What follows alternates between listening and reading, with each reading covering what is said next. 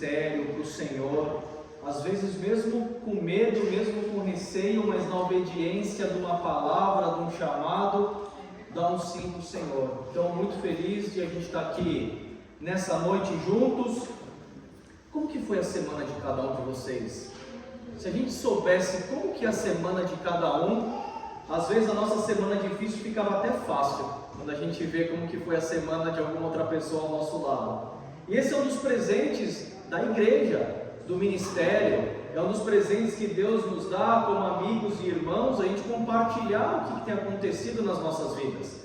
E a gente vê que a gente não está sozinho, que muitos dos desafios, pessoas ao nosso redor passam pelos mesmos, ou muitas vezes semelhantes, e às vezes a gente até pode mensurar batalhas grandes, batalhas pequenas. Alguns podem falar, eu tive muitas batalhas essa semana e eu venci elas. Ou outros podem falar, eu tive muitas batalhas, mas a sensação é que eu perdi para muitas delas. Então, se você por qualquer motivo tem a sensação que você perdeu alguma batalha, seja ela qual for, fique em paz, porque você acha que já acabou a batalha, mas ela continua. E a vitória, ela é garantida para todos nós, 100% para todos nós, porque a vitória, ela é na eternidade com o nosso Senhor Jesus Cristo. Amém? Eu também estou muito feliz porque hoje, especificamente hoje, dá 3 anos que a gente pousou naquele aeroporto de Heathrow com 8 malas, um chamado, uma promessa de Deus. Pousamos aqui um dia chuvoso, tipo hoje, parece até o dia quando a gente pousou mesmo. O que vai acontecer aqui nesse país?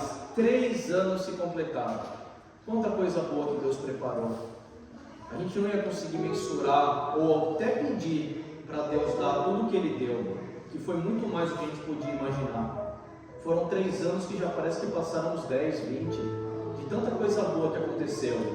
Que nem o que eu falei no início, com lutas, de todos os lados e todos os tipos. Não só eu, Carlos, junto com o Manu, é trabalho, é ministério, é uma filha, é o idioma, é tantas coisas, mas também de participar das lutas junto com vocês, junto com cada um que a gente está aqui junto, porque participando dessas lutas, a gente consegue glorificar o nome de Deus, para ver tanta coisa boa que Deus tem feito nas nossas vidas. Então eu estou muito feliz, grato a Deus, por hoje completar 3 anos de Inglaterra. Queria convidar vocês para a gente iniciar com uma oração, e eu já vou falar qual que é o tema da pregação de hoje. Pai amado, Jesus misericordioso, Espírito Santo de Deus, primeiramente obrigado, Senhor, pela Tua glória, pela Tua graça, pelo Teu cuidado, pelo Teu amor, ó Pai. Em nome de Jesus, ó Senhor, me use como Teu instrumento, Pai, que essa palavra fale com Teus filhos, assim como falou comigo, que eu possa ter a humildade de estar aos Teus pés, para poder passar a palavra para os Teus filhos, meus irmãos que aqui estão, Senhor. Eu aqui te peço em nome de Jesus. Amém.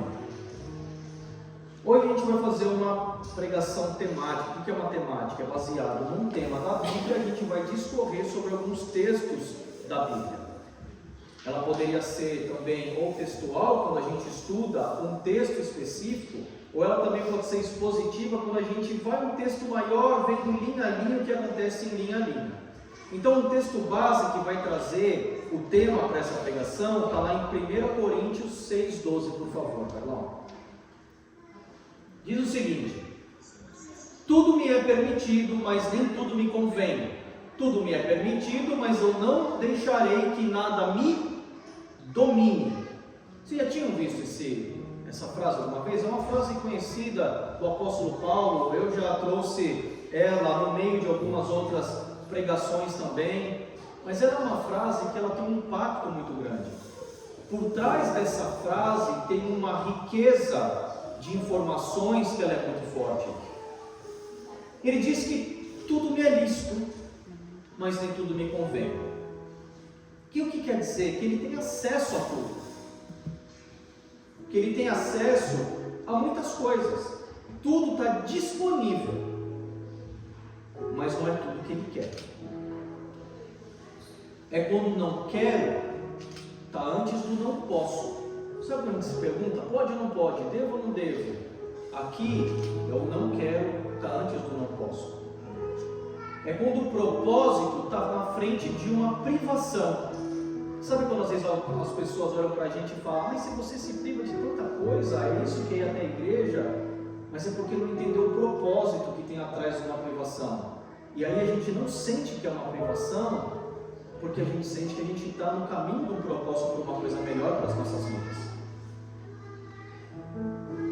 E aqui a palavra fala que eu não deixarei que nada me domine.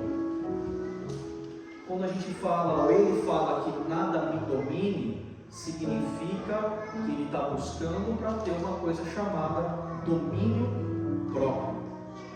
Ok? Então tudo me está disponível, mas nem tudo eu quero. E além de tudo, eu não vou deixar que nada me domine. Que nada fique acima do plano de Deus na minha vida. Que nada seja mais importante do que a presença de Deus na minha vida. Que as coisas que o mundo possa oferecer, todas estão disponíveis para todos nós. Mas eu não quero algumas delas, porque eu escolho através de um propósito que eu não vou deixar ser dominado por nada. Vocês estão entendendo? Por isso que o tema dessa pregação é jornada ao domínio próprio. É uma jornada para a gente conseguir atingir uma coisa chamada domínio próprio, que é o que o apóstolo Paulo está falando aqui. E eu queria fazer uma pergunta para vocês e para vocês refletirem com sinceridade no coração de vocês, não responder para mim, não responder para a pessoa que está do seu lado, mas responder para nós mesmos. E eu me perguntei isso durante essa pregação. Quanto e o que a gente já perdeu nas nossas vidas por causa de falta de domínio próprio? Quantas armadilhas que a gente já caiu pela falta de domínio próprio? Quantas consequências difíceis a gente carrega por ações que a gente viveu por falta de domínio próprio? Seja quando a gente era adolescente, seja quando a gente era mais velho, até hoje em dia também. Quantas coisas que a gente fez que era melhor a gente não ter feito, mas a gente não conseguiu não fazer por causa que a gente não tinha domínio próprio? Ou o contrário, quantas coisas a gente deveria ter feito, mas a gente não teve um domínio próprio para ter uma decisão nas nossas vidas e aquilo trouxe consequências. Todo mundo já deve ter passado por isso. Alguma coisa que os pais falavam, não faz isso, não faz isso, não faz isso. E aí você até sabia o motivo por que não fazer aquilo, mas por qualquer motivo a gente decidiu fazer. Por quê? Faltou um domínio próprio. Faltou o domínio próprio não só por uma vontade, mas também por uma obediência, por não ouvir alguém que instruiu o que aconteceria se fizesse aquilo. Faltou uma força, faltou uma determinação, uma motivação, um propósito maior para conseguir falar um não para o que é errado, ou falar um sim para o que é certo. Eu caí nessa armadilha centenas de vezes na minha vida e tenho que tomar cuidado ainda hoje para não cair. E aí a gente, por causa de uma falta do domínio próprio, tomou decisões. E dessas decisões vieram consequências. E às vezes consequências que é tão difícil de reparar elas. Quantas pessoas já passaram por isso aqui? Uma decisão mal feita que trouxe consequências, por causa que naquele momento não teve o domínio próprio. Lá em Provérbios diz que, como a cidade com seus muros derrubados, assim é quem não sabe dominar-se. É uma cidade com muros derrubados. É a mesma coisa alguém que não consegue dominar-se. Por quê? Uma cidade sem muros é uma cidade frágil. Uma cidade sem muros, ela está vulnerável. Está possível para perder a qualquer momento com qualquer intervenção de fora. Por isso que fala que como uma cidade sem muros, assim é quem não sabe dominar-se. E aí a gente pode perder nesse exemplo, perdendo uma cidade, mas nas nossas vidas, na nossa fragilidade, através de faltando um domínio próprio, o que a gente pode perder? A gente pode perder tudo. A gente pode botar em xeque um trabalho, a gente pode botar em xeque um casamento, a gente pode botar em xeque a nossa saúde, o nosso futuro, a nossa salvação, por causa de uma decisão, de uma falta de domínio próprio. Eu conheço centenas de pessoas, já conversei com várias outras, já aconteceu na minha vida coisas que eu ia fazer que eu sabia que estava errado, mas eu não tinha um domínio próprio de conseguir rejeitar. E fazia.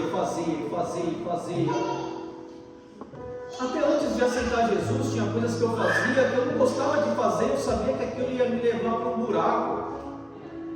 Ficava muito bêbado, dirigia o carro embriagado, eu sabia que aquilo era errado de fazer. Mas eu não conseguia falar um não, eu era entregue a alguma coisa, eu era escravo de alguma coisa. Por quê? Por uma falta de domínio próprio, mesmo sabendo que ia dar errado. O tema dessa pregação é jornada ao domínio próprio. Por que uma jornada? Eu acredito que Deus pode atuar nas nossas vidas de uma forma imediata. Quando eu aceitei a Jesus, algumas coisas eu consegui mudar na minha vida que eu tentava mudar há anos. Há anos. Eu nasci numa família que muita gente, na época dos anos 80, era muito comum, todo mundo fumava. Todo mundo, tinha a família inteira, todo mundo fumava muito. Hoje em dia menos. Outras coisas talvez. Mas era normal conviver com aquilo lá. E aí eu fumei muito. Mas eu vi um vô morrer com câncer muito grave por causa disso. Parei momentaneamente, mas voltei porque eu não tinha domínio próprio. E eu não gostava do cheiro que ficava na minha mão, no meu corpo. Eu tinha vergonha disso. Mas eu não conseguia falar não. Era uma fraqueza espiritual, uma fraqueza da mente, uma fraqueza do corpo. Porque falava, eu tive vontade de fazer, nem lutava contra aquilo. Mas sabia que estava errado, sabia que aquilo ia me prejudicar. Tomei remédio, usei adesivo, aqueles adesivos, comi aquele chiclete que tinha a nicotina. Tentei várias formas. A forma que eu consegui foi depois que eu aceitei Jesus. Porque Jesus, ele dá uma força maior e um propósito maior. Às vezes a gente não está nem gostando da gente. Eu já conheci pessoas que se odiavam, se automutilavam. Mas quando a gente conhece Jesus e o amor dele por nós, o propósito começa a ficar maior. E a gente começa a ter uma motivação maior de coisas que a gente não tinha antes. Então existem coisas das nossas vidas que a gente consegue mudar. A gente tem, quando a gente chega até Jesus, a gente está com um monte de coisa errada, um monte de coisa para arrumar. E a gente vai arrumando, arruma as grandes e ajeita a casa, limpa a casa. Mas às vezes continuam outras. E as outras, primeiro a gente não faz por obediência e sabe que aquilo faz mal, mas a gente está tentando ser uma pessoa melhor. E outras a gente arrasta um pouco mais. E aí quando a gente tira a sujeira pesada, a gente começa a achar a sujeirinha um pouco menor, que ela nem aparecia antes, porque tinha tanta sujeira maior antes. Então por isso que é uma jornada, é um processo. Tem pessoas que nem eu, algumas coisas mudei instantaneamente, outras foi uma jornada, foi um processo, até hoje é um processo, é uma jornada, é uma caminhada para a gente poder chegar ao domínio próprio. De uma forma perfeita, não porque a gente é imperfeito, mas de uma forma que a gente possa compreender, saber e buscar, e não se entregar.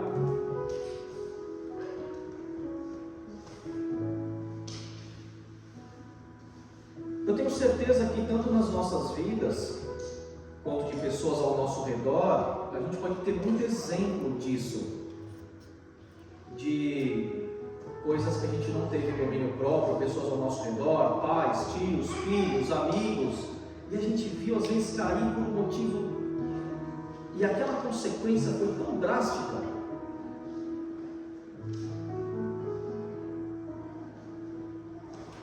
Eu trouxe alguns exemplos da Bíblia para a gente entender. E alguns exemplos baseados em situações para ter domínio próprio diferentes. Que tipo de domínio próprio a gente precisa ter? E como pastor, como obreiro, como pai, como profissional, como filho, como marido, eu trouxe algumas que ela pega uma porcentagem muito grande que acontece com todos nós. Inclusive com exemplos de pessoas que aconteceram na Bíblia também. Tem muito mais, mas eu vou trazer algumas. A primeira, domínio próprio com a curiosidade. Se a gente for ver, a maioria das coisas que a gente fez errado começou pela curiosidade, porque a gente nunca tinha feito antes. Uma coisa é a pessoa que já está viciada em algo, outra coisa foi a primeira vez. A primeira vez não era viciado. Por que tentou a primeira vez? Por uma curiosidade. A primeira vez que eu tomei uma bebida alcoólica eu odiei, mas eu tinha curiosidade. E o que eu fiz? Era legal, porque todo mundo fazia e todo mundo gostava e era normal. E eu fui fazendo até uma hora começar a gostar. E cigarro então? O primeiro que eu fumei foi horrível, eu achei que eu ia morrer, tossi, mas a gente vai lá e continua, e a curiosidade, e é legal, e é bacana. Então, o primeiro passo, da mesma forma que Deus quer nos blindar no primeiro passo, Satanás quer nos empurrar para o primeiro passo, porque Satanás só vai te mostrar o primeiro passo, não vai mostrar o último. E Deus ele quer te blindar no primeiro para você não chegar no último. Por isso que curiosidade de domínio próprio é uma coisa tão importante nas nossas vidas. A curiosidade de algo, experiência que a gente nunca teve antes. O interessante é que a curiosidade pode ser coisa muito boa também. Mas a curiosidade também pode ser coisa muito ruim. A curiosidade que nos desperta aquela vontade diferente de buscar algo, aprender algo novo, conhecer um país novo, planejar as nossas férias, curiosidade do novo país, de uma nova comida. Eu não estou falando dessa curiosidade, eu estou falando da curiosidade que nos afasta do Senhor. São as péssimas experiências quando a curiosidade vem seguida da desobediência. Não a curiosidade de uma coisa boa, mas uma curiosidade seguida de uma desobediência. Alguém lembra um exemplo da Bíblia de uma curiosidade desastrosa que aconteceu de uma curiosidade por causa de uma desobediência? Adão e Eva. Adão e Eva receberam um direcionamento de Deus: façam tudo isso. Não façam isso. Não como fruto da árvore do bem e do mal, porque no dia que dele comer vocês morrerão. E aí veio a serpente sedutora, questionando o que Deus falou. Certamente não morrerão, distorcendo, fazendo a gente acreditar em algo que não existe. E interessante que a Bíblia fala que naquela época não existia pecado. É difícil a gente pensar hoje, como seria uma cabeça sem pecado? Eu não sei, porque a gente não nasceu dessa forma. Mas eles não sabiam o que era pecado, mas sabiam o que era desobediência. Uma criança pode não ter uma maldade, mas ela sabe se ela está sendo desobediente ou não, mesmo pequenininho.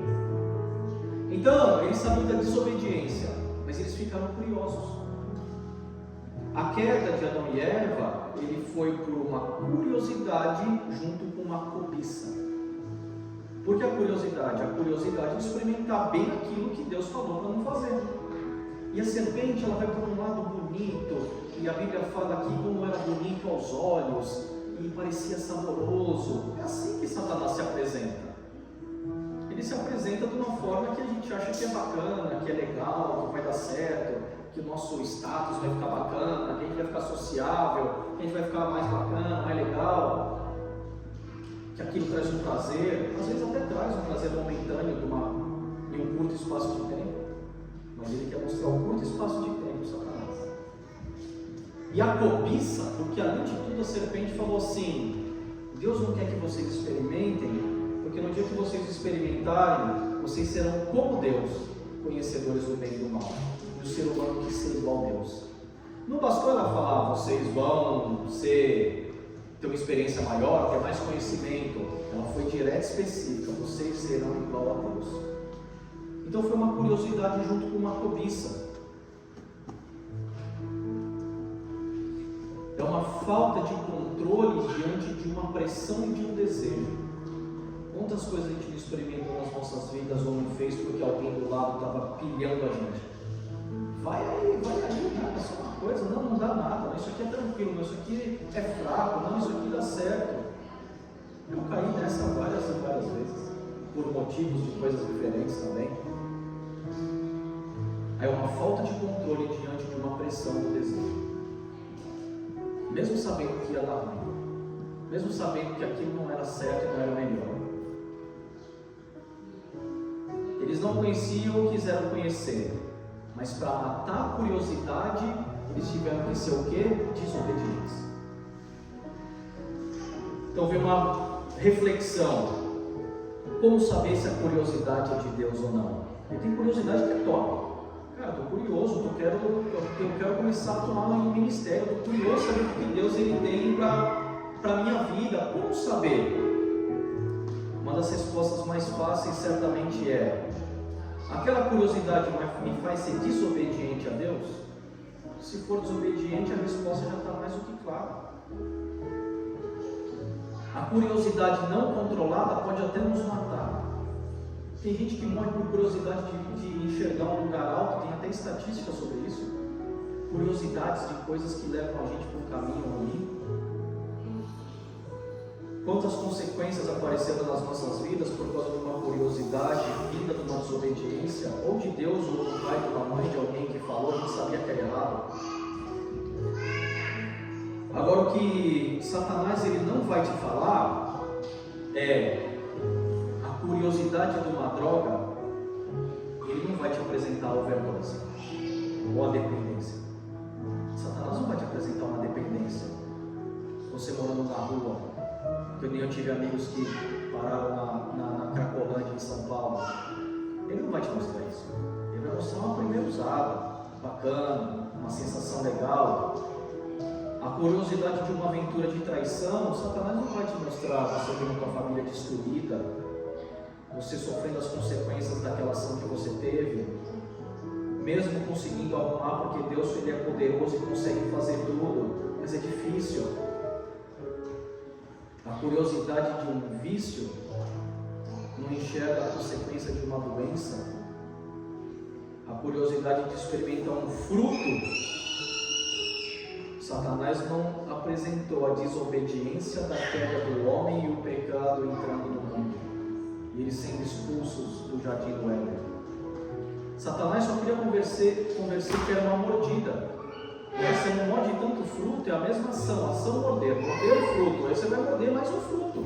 Qual que é a diferença? A diferença é que aquele não podia. É importante a gente entender onde a gente é tentado ou provado, para a gente estar atento à armadilha e os propósitos de Deus nas nossas vidas e saber como agir e prosseguir. Por isso a pregação é uma jornada ao domínio próprio. A gente não vai conseguir fazer essa jornada ao domínio próprio se a gente não entender o que é o domínio próprio, não entender que tem tentação, que tem provação, não entender que existem as consequências nas nossas vidas e Satanás ele quer apresentar aquilo um pedacinho só, um pedacinho aparentemente bom. Segundo, ira, ressentimento, inveja, vingança, ciúmes. Domínio próprio contra a ira, domínio próprio contra a inveja, contra a vingança, contra os ciúmes. Isso se repete muitas das vezes, por motivos diferentes. Das passagens da Bíblia fala sobre Jonas. Acho que o Igor trouxe a pregação dele sobre Jonas quando ele pregou. E a Bíblia fala que Jonas ficou irado com Deus. Ficou bravo porque Deus teve misericórdia de um povo e quis questionar Deus. Discutiu com Deus. Quantas vezes em pico de estresse ou ira a gente não perde o domínio próprio e perde o controle da situação? A gente é tão bom quando está com a cabeça no lugar, quando está tranquilo. E na ira? Como a gente faz besteira na ira e eu me incluo nisso? Como a gente fala o que não tem que falar, dá a resposta que não tem que dar? Às vezes até em trabalho, você recebe um e-mail que você odiou aquele e-mail. Aí você começa a responder aquele e-mail até batendo mais forte nas teclas lá. Eu tive um chefe que falava: receber um e-mail desse, não responda na hora, espera até o dia seguinte. Espera, respira, porque vai se arrepender, vai escrever coisa que até você consertar, você tinha um problema, agora você tem 2, 3, 4, 5. E dependendo do que você escrever, até por razão você pode perder e ser mandado embora. E o pico da ira, às vezes é com o chefe, com o amigo, com filha, esposa, esposo, líder, e até com Deus. Quantas vezes a gente às vezes não falou alguma coisa para Deus na ira, reclamando por que Deus está fazendo aquilo, brigando com Deus? Em Provérbios, Salomão escreve: quando são muitas as palavras, o pecado está presente, mas quem controla a língua é sensato. Provérbios 29:11 fala: o tolo dá vazão à sua ira, mas o sábio domina-se. Às vezes a gente acha que para ter domínio próprio de coisas grandes, coisas complexas, mas muitas das vezes só o que sai da nossa boca já é difícil a gente ter esse controle. Já é difícil a gente ter um controle próprio do que a gente fala no meio de uma ira, no meio de um dia não tão bom. E aí a gente se arrepende tanto, né, de ter dado uma palavra quadrada para alguém que estava do nosso lado. Às vezes a pessoa não tinha nada a ver, você teve um problema aqui, veio um outro aqui, você responde para aquilo que não tem ainda nada a ver com a história. E aí depois para arrumar aquilo lá, você leva tempo, ou chateia, ou tem que pedir perdão. Deus, ele sempre dá várias chances para a gente, segunda, terceira, quarta, quinta. As pessoas às vezes não. Às vezes a consequência de uma palavra grande, as pessoas podem dar chances, mas não todas. E aí por causa de uma palavra errada, na ira, a gente toma uma decisão errada. E a ira, ela é tão grave que a gente remete a outro personagem da Bíblia, Caim e Abel, dois irmãos. Um enciumado pela oferta, pela aceitação da oferta de Deus, de Abel. Caim não controlou a sua raiva e assassinou o próprio irmão. Deu um pico de raiva nele. Vocês já tiveram um pico de raiva? Eu já tive. É péssimo. É péssimo. Você sente uma vontade e você não faz, às vezes, coisa pior, ou por obediência, ou por medo, ou por temor, seja por que for, mas a vontade vem. Então a gente tem que orar para Deus para que esse sentimento não venha. Não venha esse sentimento. Mas se vier, que a gente tenha o domínio próprio para saber lidar com ele. Para seguir o que Salomão falou aqui: o tolo dá vazão à sua ira, mas o sábio domina-se. Não dá vazão para a ira. É o que Satanás mais quer. É que continue, é que aquilo se escale de uma forma gigantesca. Está irado, luta, confia em Deus, chama a Deus para o seu coração novamente. Eu já falei isso aqui algumas vezes e eu gosto de relembrar porque a gente reforça e certamente acontece com todo mundo.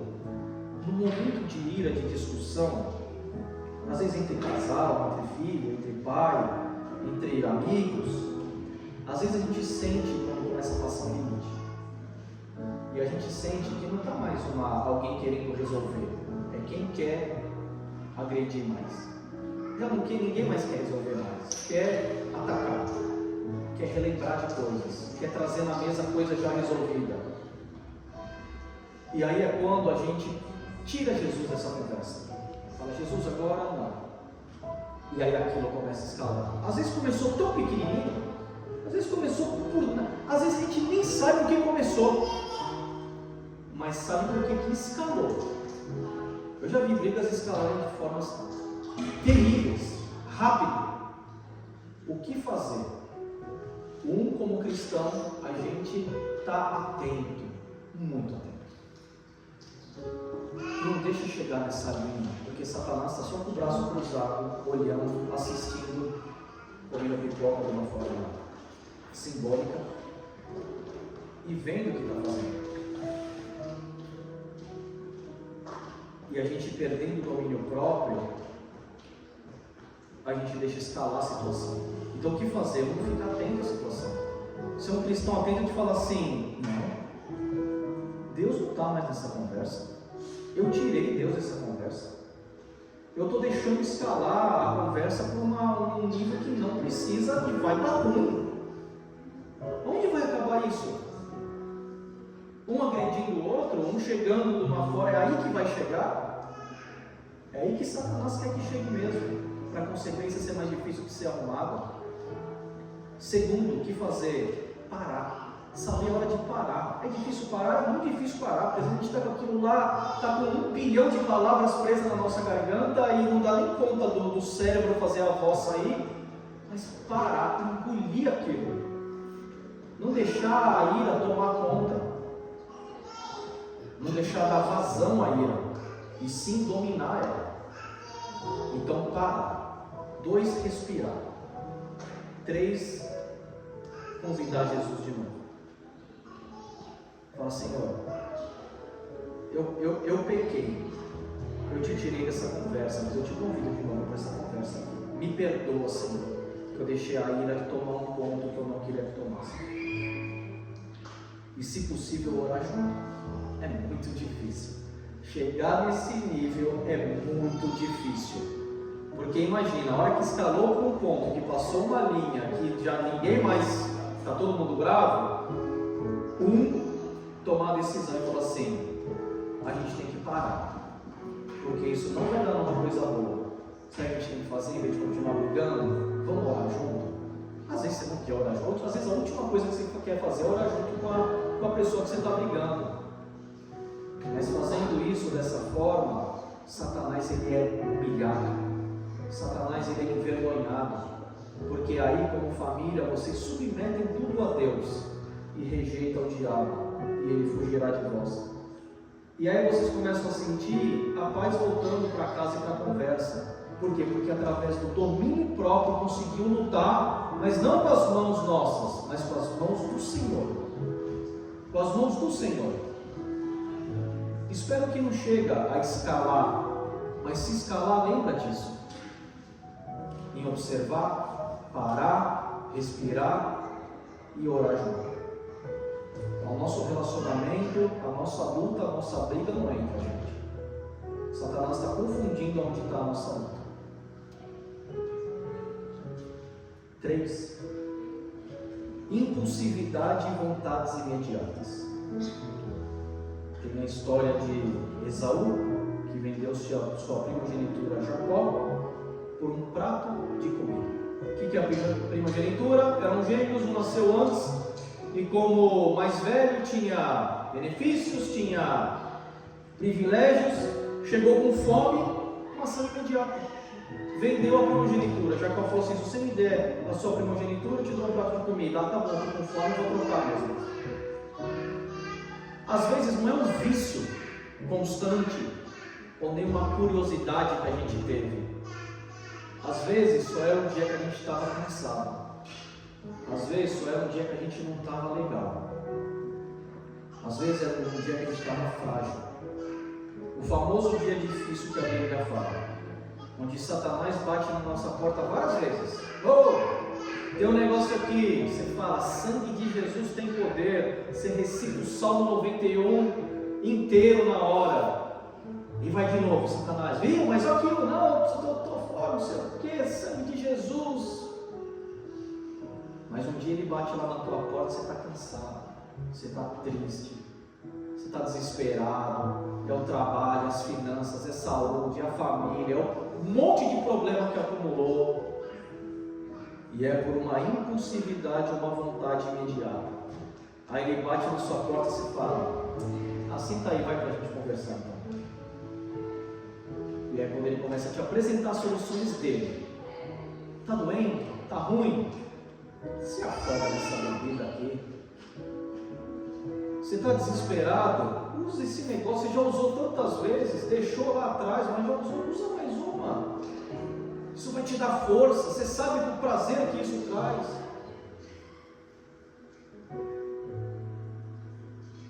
Às vezes, o impulso pode tomar uma decisão errada. E esse impulso acrescentado de ira, ele pode matar alguém. No momento. Às vezes não é alguém que é irado, mas no momento ficou e naquele exato momento fez uma coisa, naquele segundo que não deveria fazer.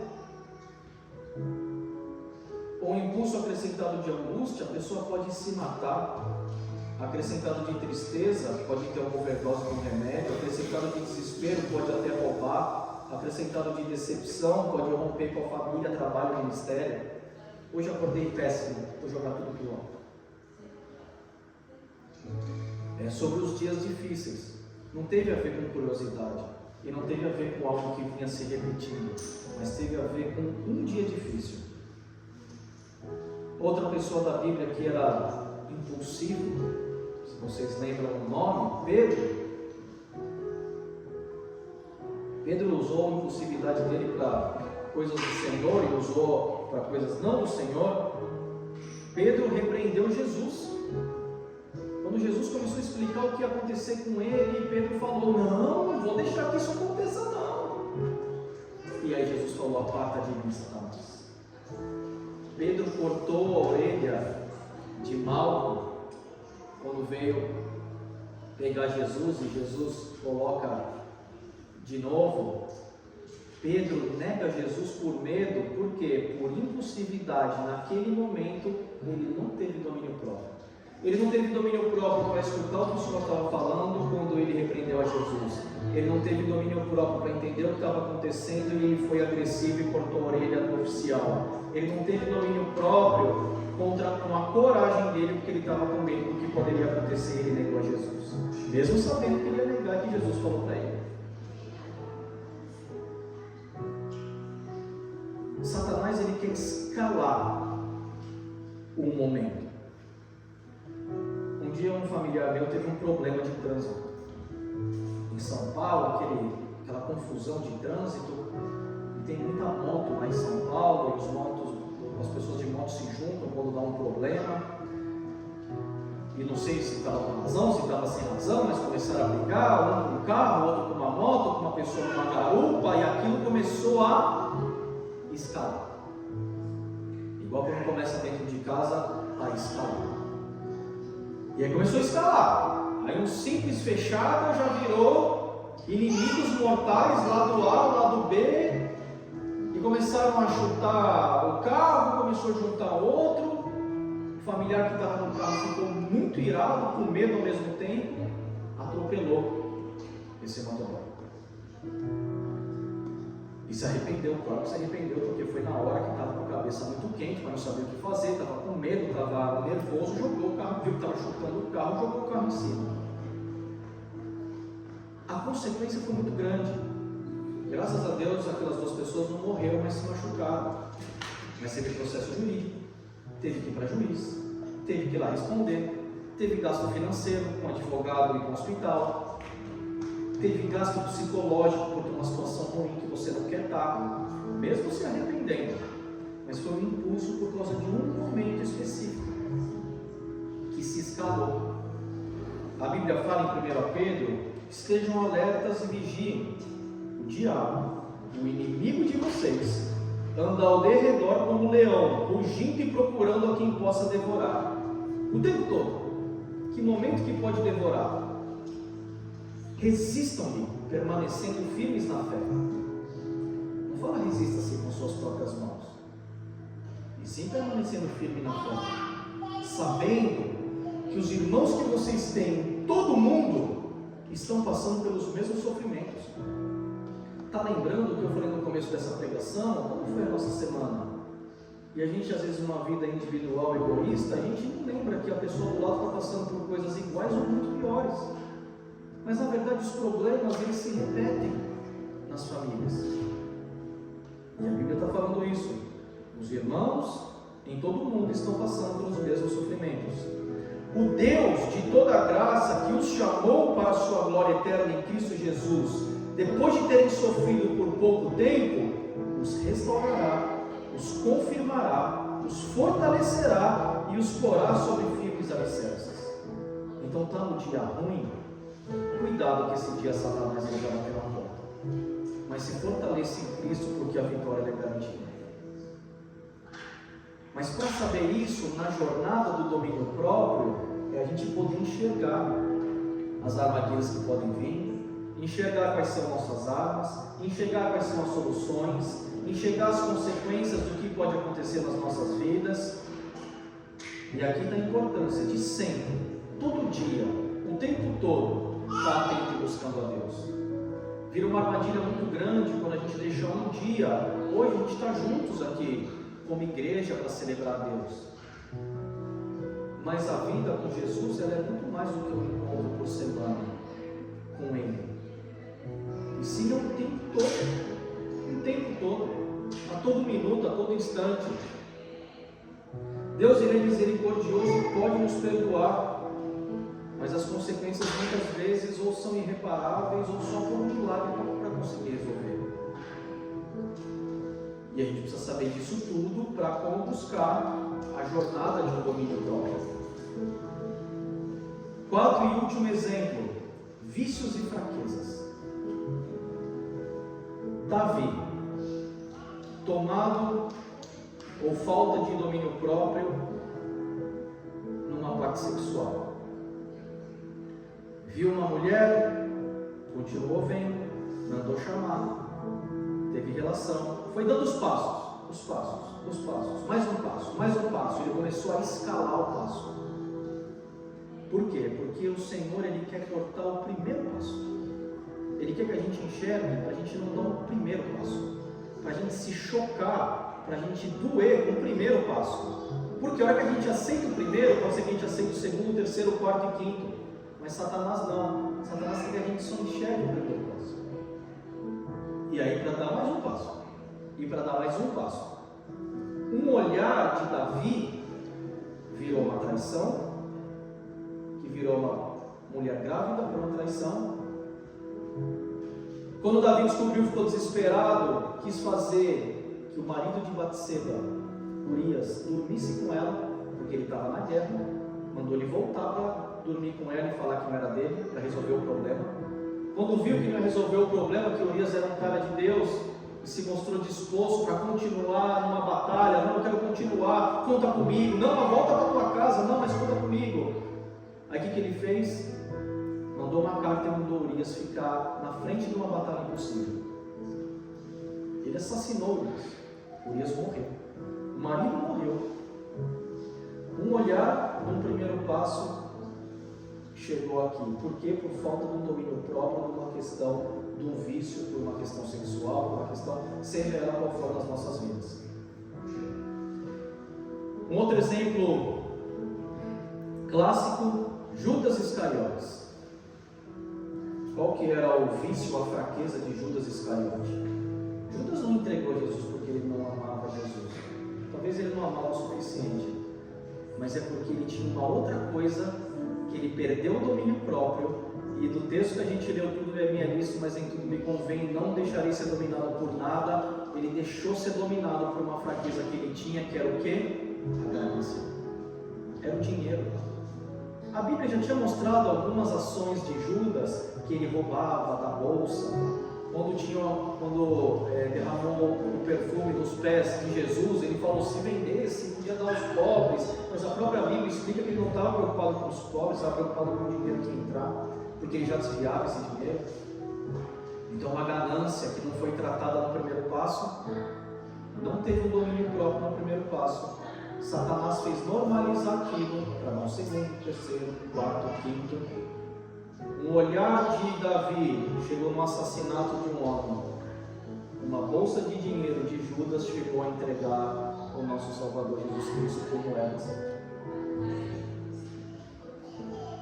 Quando a gente aceita Jesus, a gente começa a ter transformações nas nossas vidas.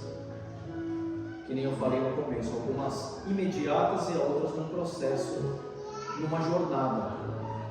A gente tem que entender essa jornada, aceitar essa jornada, enxergar essa jornada, identificar aonde a gente tem que ter domínio próprio, porque às vezes a gente já aceitou aquilo de uma tal forma que Satanás nem mostra que a gente tem que ter domínio próprio sobre aquilo, porque a gente já tirou aquilo como uma luta. A gente já nem enxerga mais se aquilo é um problema nas nossas vidas. É pior do que não ter o domínio próprio, é pior do que saber o que está errado, ele já está aceito. 1 Tessalonicenses diz o seguinte: cada um saiba controlar o seu próprio corpo de maneira santa e honrosa, não dominado pela paixão de desejos desenfreados, como os pagãos que desconhecem a Deus. Nós conhecemos a Deus. Eu dei só 4 exemplos, mas para trazer a reflexão para cada um de nós. Mas a pergunta é: por que a gente está perdendo hoje? Por que a gente está perdendo? Por que a gente não está conseguindo ter domínio próprio nas nossas vidas?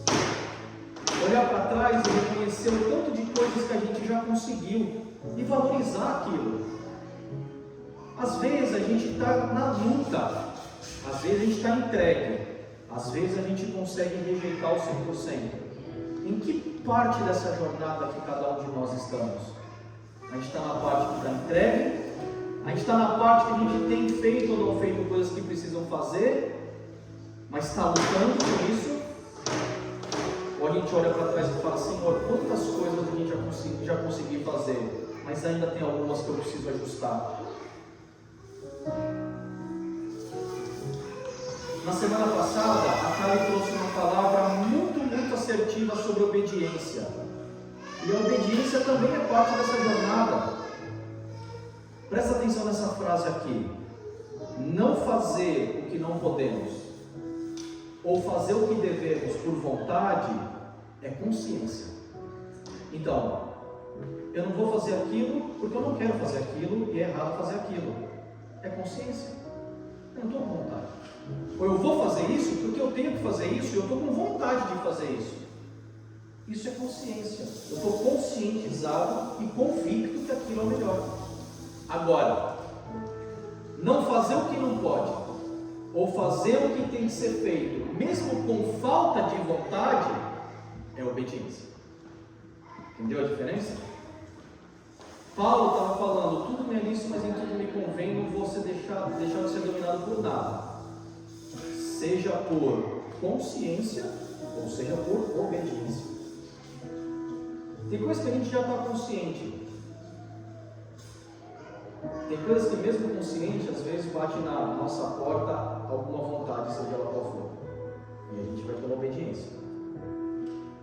Mas se a gente já não está fazendo, a gente já está consciente. Agora, se a gente quer fazer, se a gente tem vontade, mas não faz, aí sim é pela obediência. A variação entre nós pode até mudar. Por exemplo, vamos fazer uma prova. E alguém pode falar: eu quero fazer aquela prova, eu quero estudar para aquela prova porque eu quero aprender sobre aquele assunto. Eu estou muito interessado em aprender sobre aquele assunto, eu tenho consciência que aquilo vai ser melhor. Ou vai ter uma outra pessoa que vai te falar: eu odeio aquela prova, eu não estou com a menor vontade de fazer aquela prova, mas eu vou estudar por obediência, porque eu tenho que passar nela.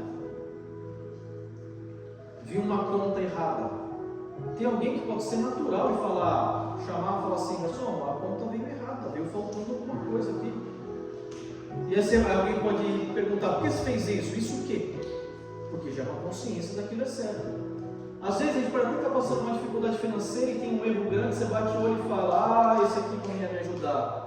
Mas eu tenho obediência e temor ao Senhor, que eu sei que isso não é certo. Aí vai ter obediência. Experimentar uma droga, alguns vão falar: eu tenho consciência que aquilo vai me fazer ir longe do meu propósito. Ou seja, quem está com Cristo para saber que isso nos afasta do Senhor, ou seja, alguém que não conheceu a Cristo ainda, mas tem uma consciência que aquilo pode levar a uma coisa ruim, ou não, às vezes pode bater à vontade mesmo. Eu estou com vontade de fazer, curiosidade, ou fazer de novo, mas eu não vou fazer porque eu tenho obediência ao meu Pai. Seja o meu Pai, aos nossos pais, ou seja o nosso Pai Deus. E agora vem a solução. Qual a jornada do domínio próprio? O que fazer? Como fazer? Se há uma jornada. E não tem muito segredo não, meu irmão. Se aproximar de Deus através de Jesus Cristo e por consequência a gente receber cada vez mais o fruto do Espírito. Eu vou falar um pouco mais sobre isso nos últimos minutos. Deus e o diabo são caminhos totalmente opostos. Deus quer te levar para um lado, o diabo quer te levar para o outro. Portanto, se a gente se aproxima de Deus, a gente se afasta do diabo. Se a gente se aproxima do diabo, a gente se afasta de Deus. A nossa busca tem que ser por amor a Deus e não pelo medo do diabo. Entende a diferença? É que nem um pai ou uma mãe vão fazer algo por respeito e não por medo que eu vou apanhar. Às vezes o medo também pode ter aí, funciona. Mas o mais efetivo é quando é por consciência. Se a nossa motivação fosse simplesmente o medo do diabo, a gente ia poder tentar fazer as coisas sozinhos. E é o que o diabo quer. Porque ele sabe que sozinho a gente não consegue ou não é sustentável. Quando a gente muda a nossa motivação e a gente coloca Deus como principal, como destino nas nossas vidas, por consequência a gente se afasta do diabo. Entendeu o que eu quero dizer? Não falar, o meu propósito de vida é me afastar do diabo, porque senão eu vou para o inferno. Não, meu propósito de vida é me aproximar de Deus, porque eu amo a Deus e eu quero viver a eternidade com Deus. E a consequência desse eu me afastar dessas coisas. A Bíblia própria, eu busquei mais palavras para explicar o que eu estava querendo dizer. Mas eu achei na própria Bíblia a resposta que é muito maior e melhor do que se eu fosse tentar explicar com palavras. Então eu queria ler 2 textos com vocês, e depois desses textos já chamar o grupo de louvor para cá, que vai nos ensinar qual a jornada do domínio próprio. O domínio da carne e o domínio próprio, como atingiu. Carlão, se puder colocar Romanos 8, a gente vai ler do 8 ao 13, por favor. Romanos 8, 8 ao 13. Então aqui primeiro vai falar sobre quem é dominado pela carne.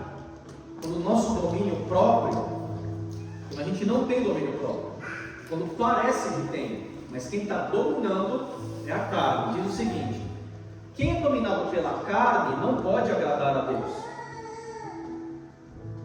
Próximo. Entretanto, vocês não estão sob o domínio da carne, mas do Espírito. Se de fato o Espírito de Deus habita em vocês, e se alguém não tem o Espírito de Cristo, esse não pertence a Cristo. Mas se Cristo está em vocês, o corpo está morto por causa do pecado. Entretanto, o Espírito está vivo por causa da justiça. Agora, se o Espírito daquele que ressuscitou Jesus dentre os mortos habita em vocês, aquele que ressuscitou Cristo dentre os mortos também dará vida ao corpo mortal de vocês, por causa do Espírito dele que habita em vocês. Portanto, irmãos, somos devedores não à carne, para vivermos sujeitos a ela. E o último, no 13: pois se vocês viverem de acordo com a carne, morrerão. Mas se pelo Espírito fizerem morrer os atos do corpo, viverão. Então volta do segredo o que fazer: se aproximar de Deus através de Jesus Cristo e por consequência receber cada vez mais o fruto do Espírito Santo. Agora, o que é o fruto do Espírito? Se aproximando, o Espírito Santo está conosco. Se aproximando mais de Deus, a gente começa a ficar mais sensível à voz do Espírito Santo. O que é ficar sensível à voz do Espírito Santo? Seja com o coração, com o cérebro, com a mente, da forma que for, em sonho, em visão, com audição, com os sentidos que for que Deus deu para a gente, é a gente começar a ser convencido de todo o pecado. Porque a Bíblia fala que quem nos convence do pecado é o Espírito Santo. E aí o Espírito Santo vai começar a habitar na gente cada vez mais, e a gente vai começar a ter um controle próprio, um domínio próprio, não mais porque a gente está tentando fazer sozinho, mas porque a gente está com o fruto do Espírito, que é muito maior do que o ser humano consegue fazer. É por isso da nossa dependência de Deus. E o último texto que eu vou ler, que está lá em Gálatas, Carlão, 5, 22, 25, que vai falar sobre o fruto do Espírito. Entretanto, o fruto do Espírito é... Vamos ler junto comigo, do 22 ao 25. 1, 2, 3. Entretanto, o fruto do Espírito é amor, alegria, paz, paciência, amabilidade, bondade, fidelidade. Próximo. Mansidão e domínio próprio. Contra essas coisas não há lei. Domínio próprio. Então o próprio Espírito Santo, ele vai nos ajudar a tomar as decisões. Porque a decisão, que nem quando eu parei de fumar, não era mais eu pensando na carne, nesse mundo, era pensando em algo muito maior, com o Espírito Santo me direcionando. Em vez do que eu posso ou não posso, o que me aproxima, o que me afasta de Deus. E dessa forma, a gente se aproximando, cada vez que a gente se aproxima mais de Deus, a gente consegue sentir mais. O Espírito Santo não só ele mostra o caminho para não ir, mas ele nos direciona a forma do caminho para qual ir. Ele se revela em nós, através de nós, ele nos usa, e a consequência disso, todos os problemas que a gente inicialmente tem, quer dizer que eles vão sumir? Não, mas quer dizer que o nosso domínio próprio ele vai aumentar, quer dizer que com o fruto do Espírito a gente vai ter amor, alegria, paz, paciência.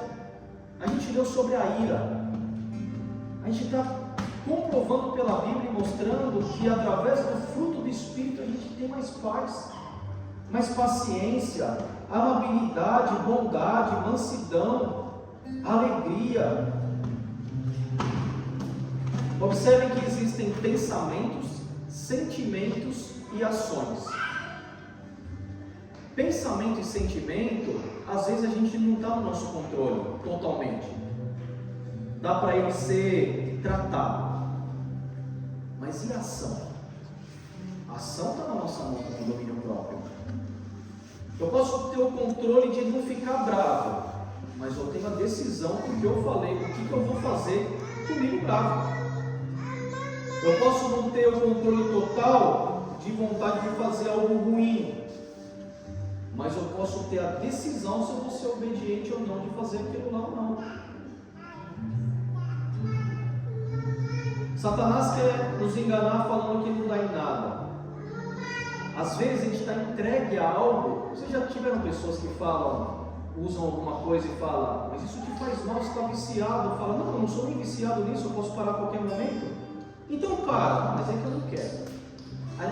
Nem aceita a condição que está já entregue. Mas o Espírito Santo de Deus, ele quer ferver nos nossos corações, mostrando com o domínio próprio, seja por consciência ou por obediência. Por quê? Para conseguir nos proteger, nos blindar, nos afastar de Satanás, nos aproximando de Deus. Quando a gente entender que sozinho é impossível, a gente vai saber que com humildade a gente vai reconhecer que a gente precisa de Deus nas nossas vidas. Quando a gente relembra o primeiro texto que a gente leu, tudo me é permitido, mas nem tudo me convém, tudo me é permitido, mas eu não deixarei que nada me domine.